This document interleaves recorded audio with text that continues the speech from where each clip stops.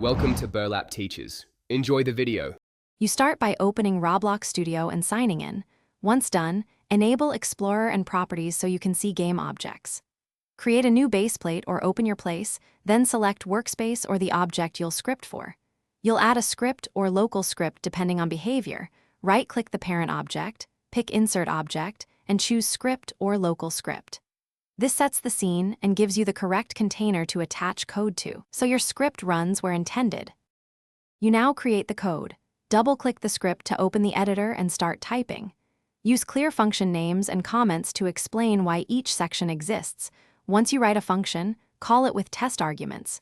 Use print statements and small state changes to verify behavior quickly. If the script affects players, prefer local script for client-side actions and script for server-side tasks. Save frequently. Saving preserves runtime state and prevents losing progress. You finish by testing. Run play or play here to simulate players, then observe the output window for errors. Once behavior matches expectations, publish the place to update the live version. Make incremental publishes for easy rollback. If something fails, reproduce the issue, inspect output messages, and verify object paths and parent relationships. Scope errors are the most common.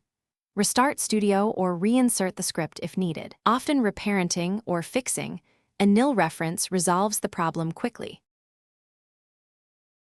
Thanks for watching. Consider subscribing if this video helped you.